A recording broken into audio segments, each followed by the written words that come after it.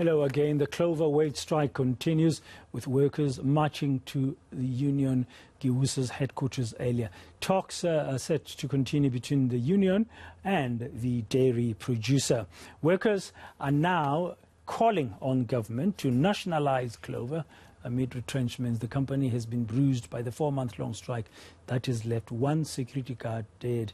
GIWUSA is accusing Clover of perpetrating acts of violence against its members, but Clover has denied any responsibility for the violence.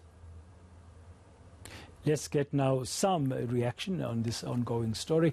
I'm joined by Steven Velthuysen from Clover. Steven, good afternoon. Thank you very much for your time. We're seeing more pickets happening today, earlier, and we were covering them, and GIWUSA still maintaining its stance regarding the strike. From Clover's perspective, what is the latest you can share with us? Are we anywhere near ending this 4-month-long strike? Good afternoon, Dan. Thank you very much for having me. Just some feedback. Over the past 2 weeks, we had a few meetings between ourselves, the union, and delegates from the Department of Labour, and we tried to see whether we can settle this dispute. Unfortunately, as things stand now, we've reached a deadlock. The last meeting was as far as yesterday, and unfortunately the unions did not agree to the concessions we made and placed on the table. It's unfortunate. We were hoping that the parties could resolve the issue and that we can carry on again as normal, but again, we question. Unfortunately, we have to question the intent of the unions in these meetings, and obviously their will to end this negotiations. Everything that we've placed on the table was just outright rejected, and we don't, from our perspective, we don't feel that the unions came to the table to negotiate. It is unfortunate. We were hoping that, like I said, we were hoping that we could. Settle the dispute. Okay, so is it correct for me? Will it be correct for me to paraphrase you, if I may, to say that the latest round of talks has collapsed? You are correct, Dan. It's collapsed. Unfortunately, you will appreciate that we've been engaging with the unions now for more than 7 months. We've engaged in various interventions and with the same result.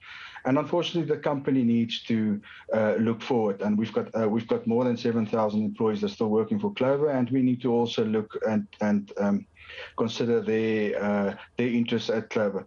We need to move forward, and we need to ensure that we stabilize the company for the future.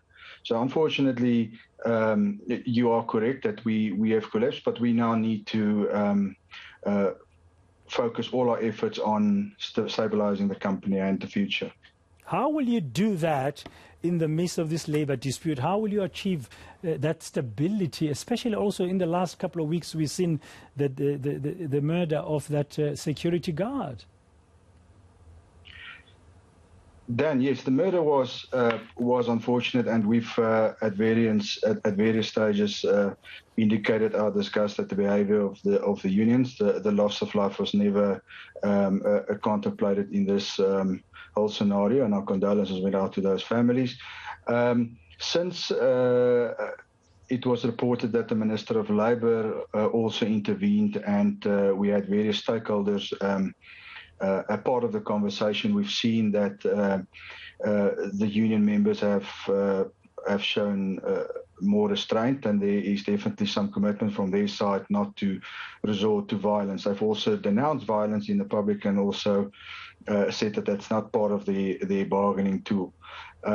We've also seen an increase in the visibility and commitment from the police to ensure that all members behave. But it's difficult circumstances. But unfortunately, like I said, we hope that the unions will play their part in trying to come to some sort of settlement. But we need to move forward. We cannot continue in the same circles and then with the same result. I just remind you that at the moment, the striking workers represents about less than 10% of our total workforce. And like I alluded to, we cannot be held ransom by a selected few when there's the future at stake of the remaining workers at Clover. So these talks won't continue now? Well, our offer, we've submitted our offer, our written offer to the unions, and we will communicate that to all the workers as well.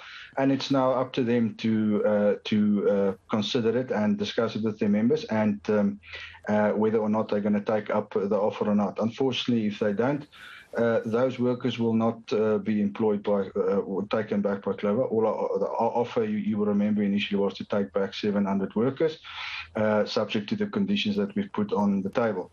They have now rejected that, so we are not in a position to negotiate on that anymore, and we need to now look forward. So the talks have collapsed. You are not willing to negotiate anymore. You've sent your offer to the unions. Can you just share with our viewers, what have you offered? Well, just to correct you, we have been doing all the negotiations, the unions not. But some of the concessions we've made is to limit salary cuts to 30%. We've also, again, offered to pay those workers the difference between the old salary and the new salary, that they can either use to adjust to the new normal, or they can use the time to find a different job if they wanted to. We've also offered them wage increases for over a period of 3 years, of which the first year was 4.5%. But those are one of those were some of the what's the percentage? What's the percentage of the wage increase? Slowly, I just missed. Did you say it's going to be between 4 and 5% over 3 years per year, or is it a 4 to 5% once off that will cover 3-year period, or will those be an annual increase? Just to clarify, Steven. Okay, no problem. We offered 4.5% for the first year, and then for the second year we offered 3%, and the third year 3.5%. So we offered the 3-year wage agreement with the percentages on the table. Okay, and now you're waiting for the unions to respond. Well, at the last meeting, which was yesterday, we were briefed by the Minister of Labour's delegates, where they told us that the unions rejected all our offers on the table. From Gavusa's side, they've rejected everything in totality, so there was no negotiations or counter offers from their side.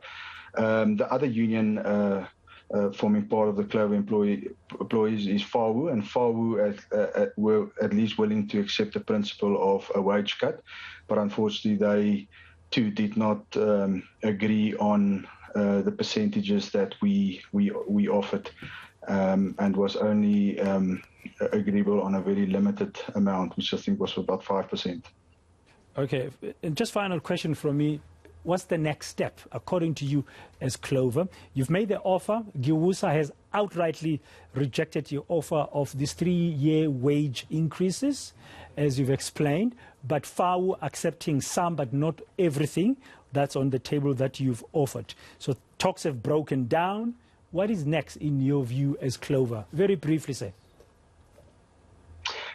Then, as I said before, we need to look forward, and we need to stabilize the business. We need to replace those 700-odd employees that were retrenched, that were not and who did not accept the alternative to retrenchment. And we will obviously still, at least for one day, give them a chance to rethink and reflect on the offer on the table. But ultimately, we need to look at the future of the company and also our current employees.